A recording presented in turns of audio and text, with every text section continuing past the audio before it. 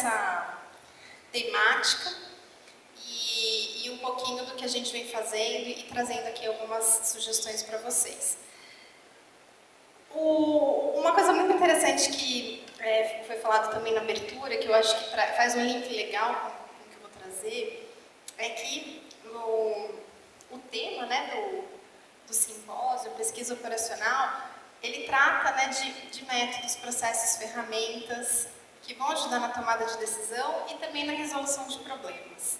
E eu acho que é aqui que a gente entra nessa conversa, na solução de problemas. Então, nós como Embraer, na época, nós identificamos um problema, que, aliás, um problema e algumas tendências,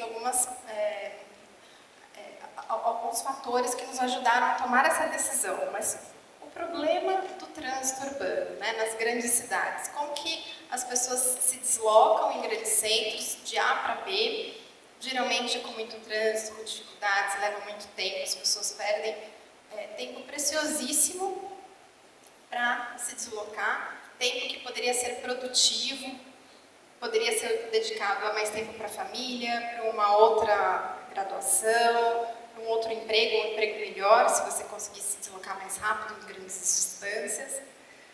A gente viu também uma tendência de como as pessoas estão indo mais para os centros urbanos, à procura de empregos, à procura de melhores qualidade de vida, saúde, educação, e essa concentração piorando o trânsito. E a gente viu também algumas tecnologias sendo evoluídas, como carros elétricos, carros autônomos, a possibilidade de você ter novos modelos de negócio sendo aplicados e empresas crescendo e evoluindo nesse sentido. Ambientes regulatórios também sendo transformados para serem adequados a essas novas tecnologias. E no meio de tudo isso, a Embraer ela viu uma oportunidade, como que ela poderia usar a sua competência core, que era de desenvolver, manufaturar e certificar aeronaves, para entrar nesse novo mercado. E foi aí que a gente fez. Então, só para trazer um pouquinho uma ideia de tamanho de mercado, então a gente está falando aí de um mercado muito grande, de mais de 50 mil veículos voando nos céus do mundo em 2035. Claro que se a gente comparar isso com uma frota de carro, é uma parcela muito pequena, mas mesmo assim é possível você transformar quase 1 bilhão de passageiros nesse período em mais de 500 cidades. Então, é uma forma nova de você se deslocar nos grandes centros.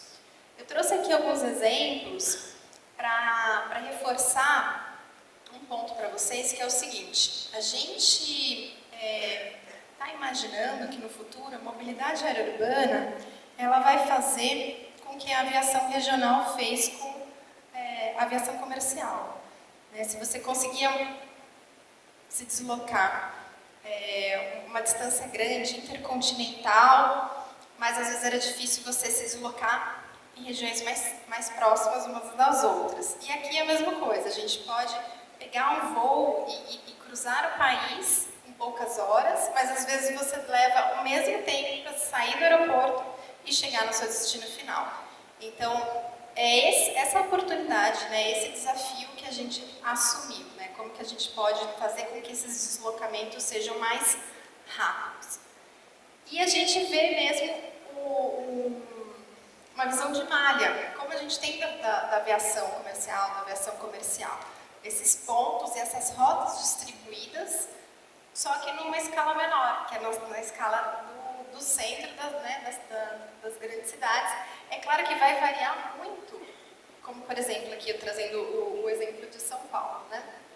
A gente imagina que na entrada em serviço em 2026 a gente vai ter poucos aeroportos, ou 8 vertiportos e ali algumas rotas sendo atendidas nesse início de operação. Mas pouco menos de 10 anos depois, 2035, a gente já vê aí 450 veículos voando, mais de 200 rotas, mais de 36 vertiportos. Então a gente vê que esse novo serviço ele vai escalar rápido, e para que isso aconteça, a gente tem que ter não só um veículo, mas toda uma infraestrutura para receber, né, os veículos que são os vertiportos. Você tem que fazer com que a energia chegue nesses vertiportos, porque eles são carros elétricos, veículos elétricos. Você tem que ter mão de obra capacitada, enfim, tem que ter uma série de coisas que precisam acontecer ao mesmo tempo. Então aqui, por exemplo, né, a gente tem uma corrida, vai do Itaim até Guarulhos. É um trecho curto, mas que dependendo do trânsito, chuva, greve, feriado, pode levar até 2 horas. Né? E você poderia levar com um eVTOL 10 minutos. Então tem aí um valor e ter esse ganho de tempo. Uma coisa interessante também é que, dependendo da cidade, a gente vai ver diferentes usos e movimentações. Então, tem cidade que você vê, né, durante a manhã, o pico de movimentação, de manhã ou no final do dia, as pessoas indo, né, dos subúrbios para o centro. Em outros lugares você vê que as pessoas saem do centro e vão para os subúrbios. Então, isso vai variar muito de local para local, mas é o que a gente imagina, que a gente vai ter essa rede interconectada, né, de pontos e de oportunidades para a gente estudar a eficiência e tudo mais. E aí, então, que nasce a IVE. Ela nasce nesse ponto onde a gente identificou essas oportunidades, essas tendências, e a gente viu uma possibilidade de trabalhar nesse novo mercado, e não só trabalhar nesse novo mercado, mas ajudar a construir tudo isso junto com uma rede de parceiros que a gente vai falar um pouquinho mais para frente. Então, a origem do projeto se dá em 2017, quando a gente começou a conversar na época com a Uber, quando eles estavam falando do Uber Elevate. Eles criaram em 2016 um white paper propondo esse tipo de serviços, e eles começaram a criar uma rede, né, de interessados para participar dessa iniciativa com eles. Então, nessa época, a gente assinou um acordo de entendimento com eles, e a gente começou dentro da Embraer X, que é um braço de inovação disruptiva da Embraer, a tratar desse assunto. E esse projeto ele evoluiu tanto que em 2020, então, a gente virou uma empresa, né? A gente se separou da Embraer e fomos constituídos como IVE. E isso foi um momento muito importante para a gente, porque foi um momento que a gente falou assim, olha, a gente tem uma oportunidade aqui, mas se a gente continuar dentro, né, da mãe, né, da Embraer, a gente talvez não consiga ter o time to market, talvez a gente não consiga alavancar os recursos no tempo que a gente precisa. Então, acho que foi uma boa oportunidade para a gente ir para o mercado, buscar outros investidores, e foi aí que em 2021 a gente fez uma junção com uma empresa que tem esse fim, né, que é uma SPAC, e fomos listados na Bolsa de Nova York em maio do ano passado. E para vocês terem uma ideia, então, a gente vai entrar em operação em 2026, e esse ano a gente, eu vou mostrar mais para frente também, a gente anunciou que a produção dos eVTOLs vai começar aqui no Brasil, aqui na planta de Taubaté. Aqui só uma fotinho da Flávia feliz olhando para o céu, no dia da nossa listagem na Bolsa de Nova York, também foi um momento muito bacana para a empresa como um todo. Então, como eu falei, para a gente fazer com que a mobilidade aérea urbana ela aconteça, a gente precisa mais do que um veículo. A gente precisa dos serviços que vão fazer com que esse veículo ele opere de maneira eficiente, os operadores, toda a parte de infraestrutura.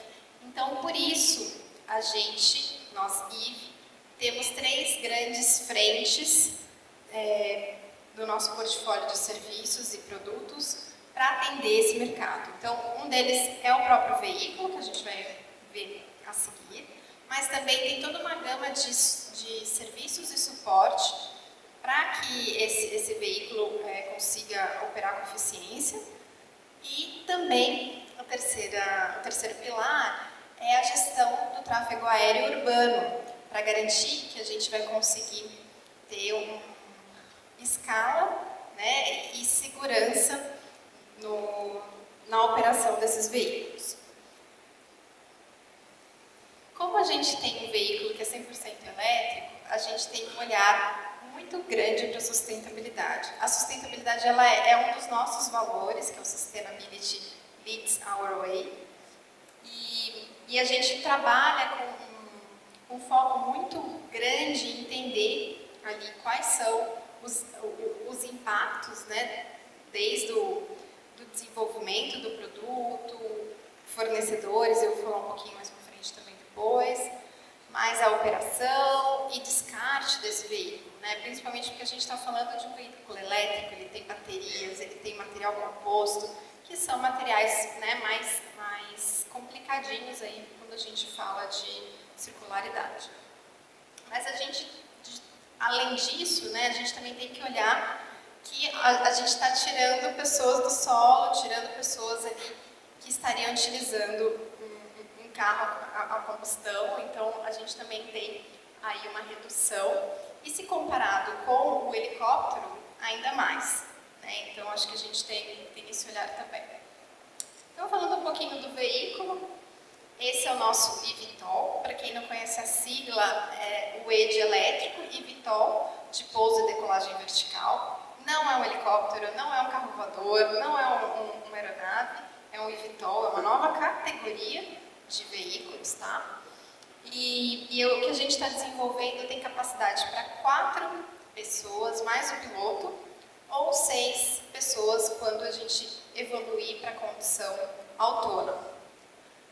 Ele é projetado para uma alta utilização, então, como são rotas muito curtas, de 10, 15 minutos, então a gente imagina que isso vai ficar pipocando para lá e para cá e durante o dia. Com um custo operacional baixo, comparado aos voos de helicóptero, por ser elétrico, por ter menos partes, por ser mais fácil a manutenção. Ele tem um projeto que tem um alcance de até 60 milhas, 100 quilômetros, que atende 99% dos grandes centros, da necessidade ali dos grandes centros e manchas urbanas. E também a parte de ter um footprint de ruído mais baixo, se comparado ao helicóptero, que hoje é uma das grandes limitações, né? O ruído é uma das grandes limitações para o uso do helicóptero nos centros urbanos. Então, essa aqui é um pouquinho a carinha, né, do interior do nosso veículo. A carinha dele é mais ou menos de um carro. Essa configuração que vocês estão vendo aqui é o que a gente chama de Club Seat, onde a gente tem os 4 passageiros olhando um para os outros, mas a gente também está trabalhando numa configuração onde as 2 fileiras estão olhando para frente, como se fosse uma van mesmo.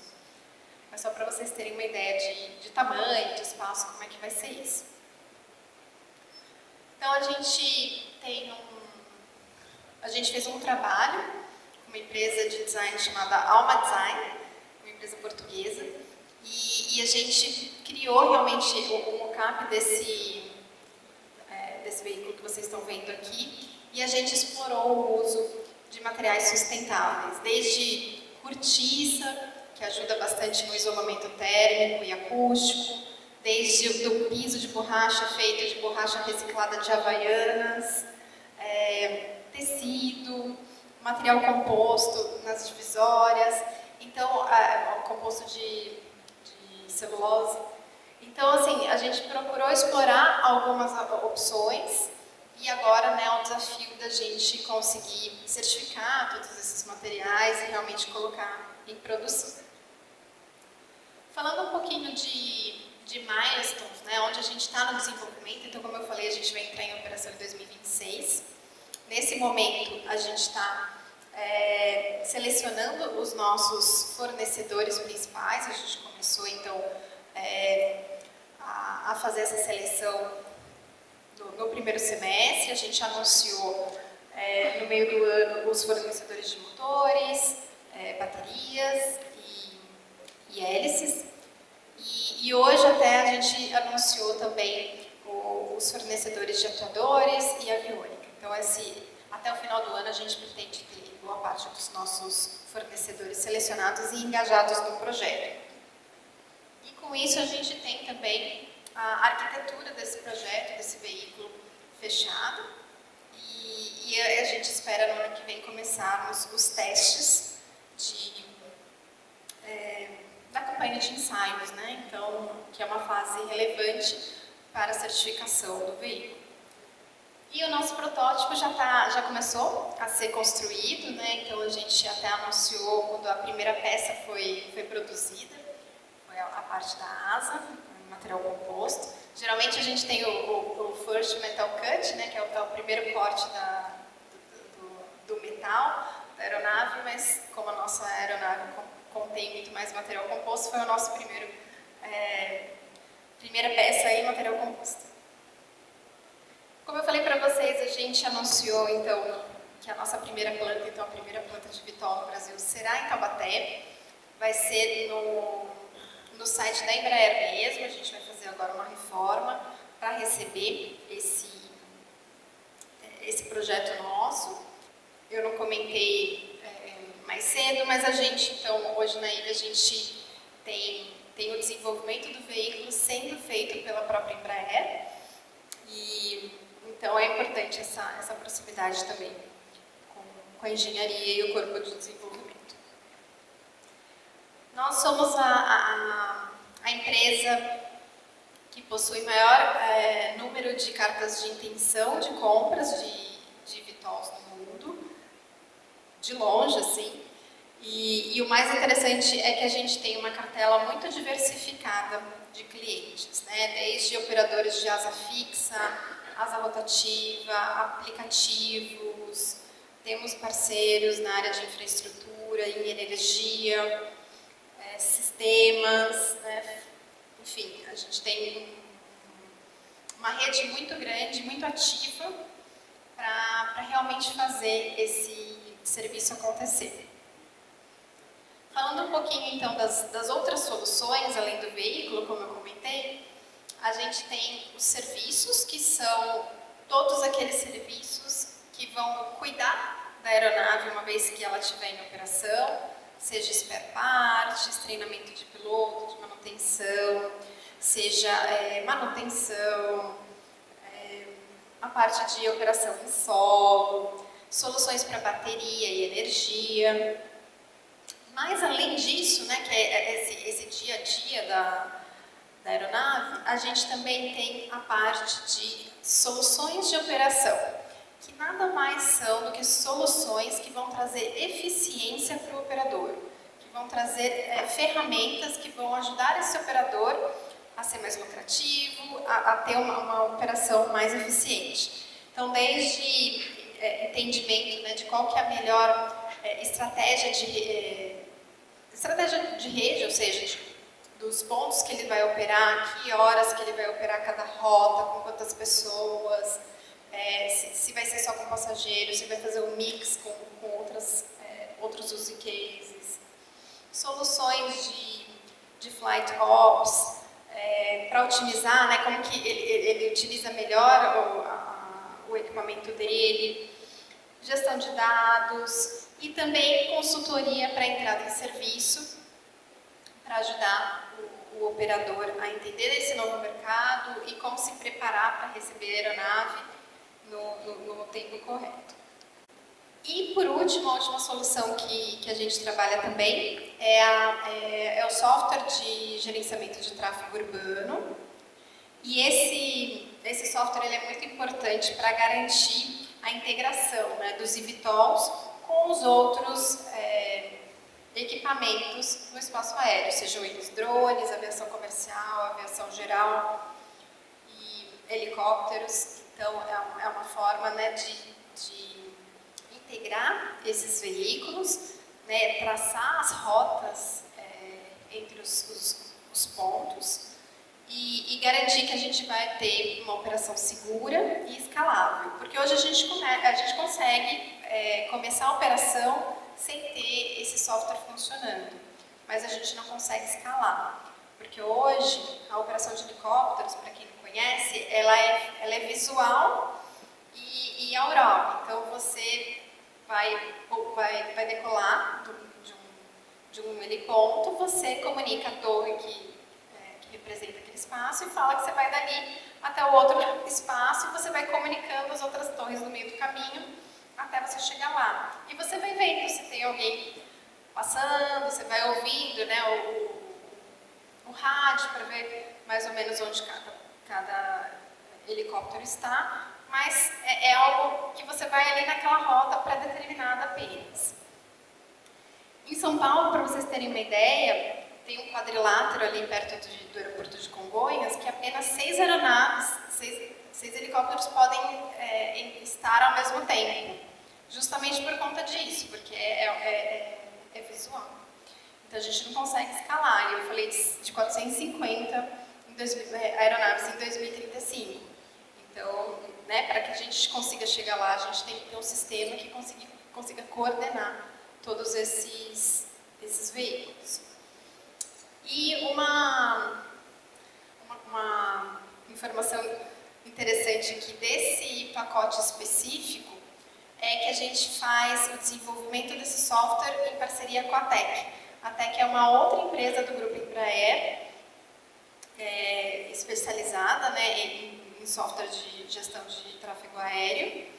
Então isso é interessante porque a gente acaba, né, no Grupo Embraer reforçando e tendo os conhecimentos necessários para a gente desenvolver as soluções. A gente também tem, para esse software de gerenciamento de tráfego urbano, a gente também tem cartas de intenção de 7, 8. Olha, apareceu um negócio ali. Mas eram 8 empresas, tá? Tem um questions ali que não tem nada a ver. Agora eu descobri para onde ele foi, esse questions, que eu tentei colocar N vezes na apresentação. Foi para o lugar errado, como vocês podem ver. Mas tudo bem. Então temos 8 cartas de intenção. E por que a gente, né, insiste em ter essas cartas de intenção, esses parceiros? Justamente para a gente ter proximidade a quem vai utilizar essas ferramentas e, com isso, desenvolver soluções mais assertivas, mais direcionadas a esse público. Então, a gente acaba fazendo várias interações com esses nossos parceiros que a gente não faz com outras pessoas do mercado que, né, não parceiraram com a gente. E aí, então, para trazer um pouco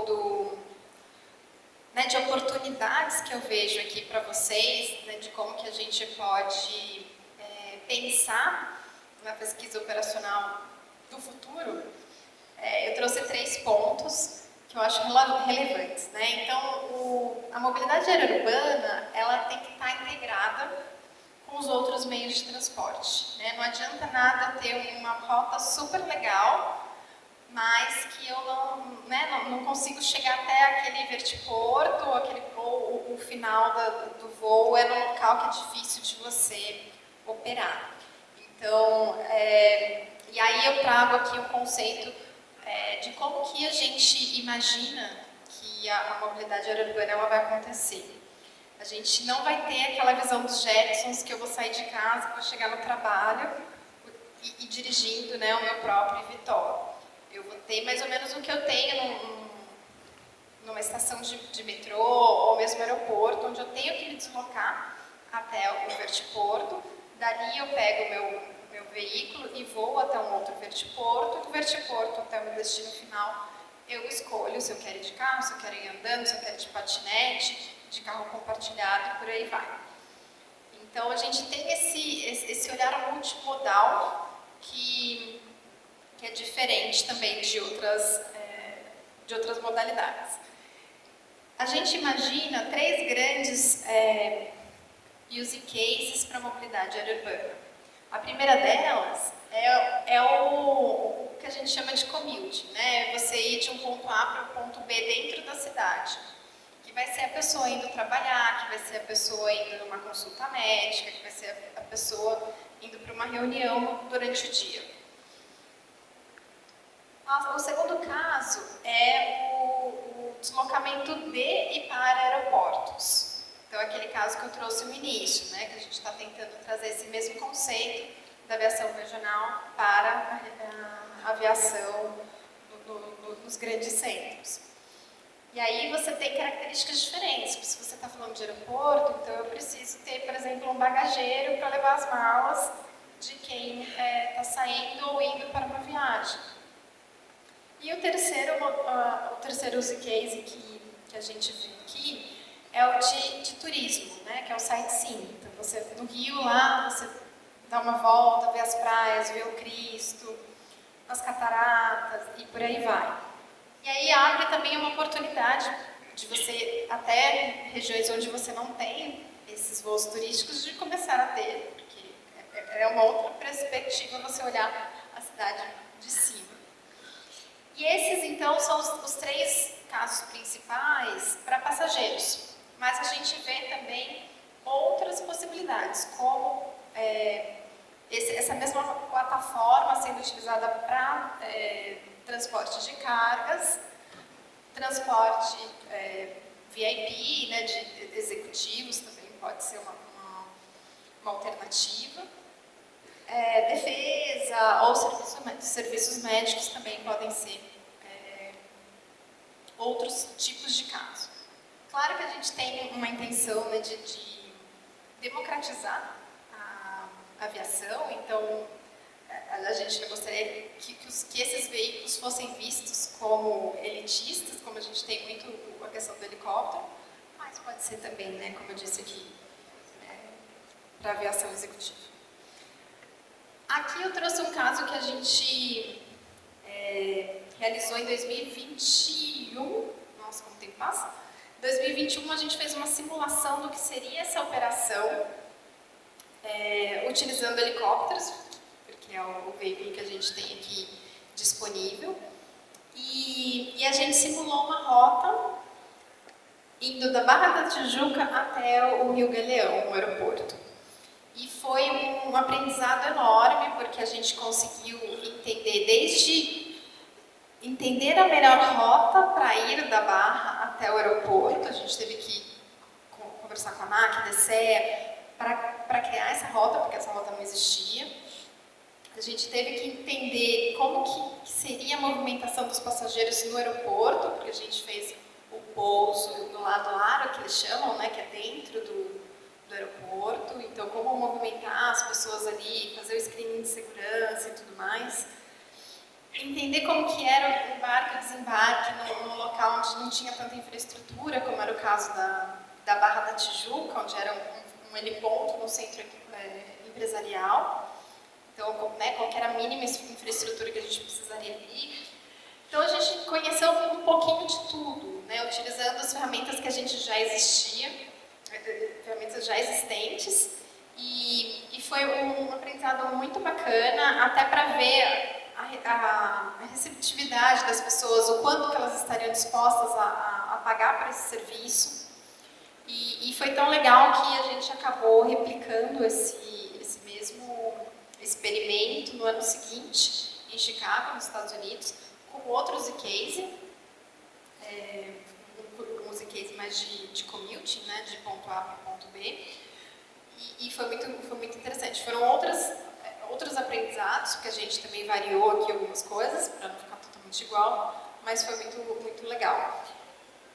E por que isso? Porque a gente tem feito um olhar, ou a gente tem um olhar de entendimento locais, para a gente entender o que globalmente faz parte, o que globalmente é semelhante, e dessa forma a gente conseguir estruturar as nossas iniciativas e os nossos desenvolvimentos para sermos mais eficientes naquilo que a gente está desenvolvendo. Então, a gente teve a oportunidade de desenvolver alguns projetos no mundo para entender o que seria a operação de VTOLs em diversos mercados, quais eram as particularidades, o que era semelhante, e a gente criou então aí conceitos de operações em Chicago, em Miami, aqui no Rio, na Austrália foi o nosso primeiro. Fizemos um projeto piloto com a Blade, que é um app que fornece viagens de helicóptero na Índia. Fizemos um trabalho no Japão, na Inglaterra. Enfim, a gente tem... E todos esses trabalhos nos ajudaram a entender o que precisa ser feito. Nós criamos um framework do que a gente precisa fazer para que esses veículos entrem em operação, nos diversos pilares, desde a mão de obra que a gente precisa ter capacitada, a preparação do vertiporto, a preparação da infraestrutura, os próprios veículos e tudo mais. E a gente tem ajudado os nossos parceiros, então, para se prepararem para a entrada em serviço com esse conhecimento todo. E aí que entra a questão do ponto 2 aqui, como é importante a gente ter todos os envolvidos trabalhando juntos e de forma colaborativa para garantir que a gente vai ter esse desenvolvimento no tempo que a gente espera. E aqui eu trouxe um projeto que está acontecendo agora, que é o Sandbox Rio, que é uma iniciativa da Prefeitura do Rio, para possibilitar que novas tecnologias que hoje não são contempladas no framework regulatório deles, que essas tecnologias tenham uma possibilidade de testarem suas ideias, as suas aplicações, e com isso eles aprendem o que o framework regulatório tem que atender, ou se tem que ser flexível ou não, ou o que é importante ou não eles estabelecerem. Então a gente está aqui com alguns parceiros trabalhando nesse entendimento, principalmente da questão do espaço aéreo, do uso do espaço aéreo. E aqui, então, a gente tem um use case que, por drones, a Ambev vai levar bebidas do seu centro de distribuição em Jacarepaguá até a orla da praia. Então, esse é um teste que a gente está fazendo lá agora. E, por fim, a gente está... foi falado aqui na abertura também sobre sustentabilidade, então a gente está criando algo novo.